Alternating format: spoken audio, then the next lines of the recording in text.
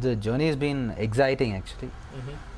Somebody working just on gut feel, and actually started off just out of my garage, and it was actually just on papers because it was a college presentation of mine, paper presentation. Yeah, exactly. So what happened next was I knew it was a burger business. Now, according to papers, this is more than enough for me. That is, I could assemble a burger in 25 square feet and I don't have to worry about supply chain or whatever, according to papers. So what I did is, I put it on the paper saying this is my business plan, this is how I'll be supplying, I'll open 20 outlets, 1 lakh investment per kiosk, this is the rental, this is the overhead, this is how the expenses will work, this is how I'll break even in so many months. And things happened very fast, and I stood first for the presentation. I would say nobody understood the presentation as much as I understood, and as much as my professor understood this. And when he told me I came first, that's when he told me, why don't you actually take it out of papers? See, it's hardly a year since I started franchising.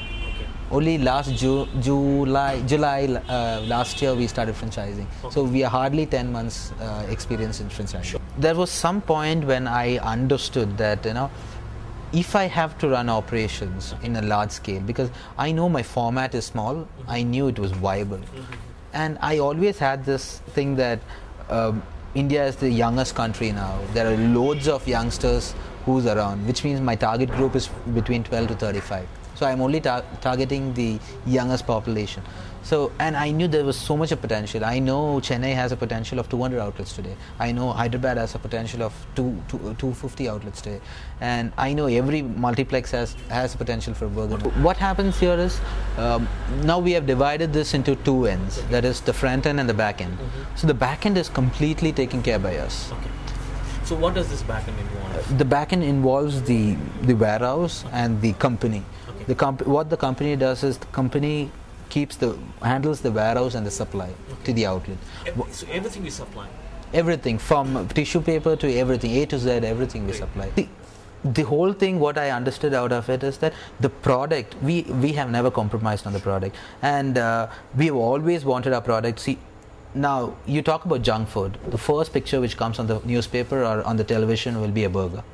Okay, that's the challenge we took in, and that's exactly why we thought our burger should be low calorie.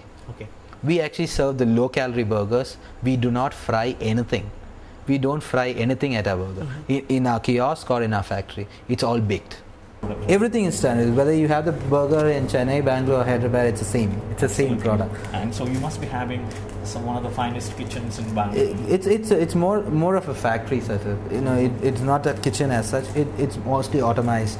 We make every city consumes more than, now Hyderabad consumes more than 1,000 burgers a day. Tell me, how do you manage the quality, because it can be so fatty, right? Yes, we do have people in place for that, because I know I am not a person who has the knowledge in making a product, so we have an expert who makes the product well.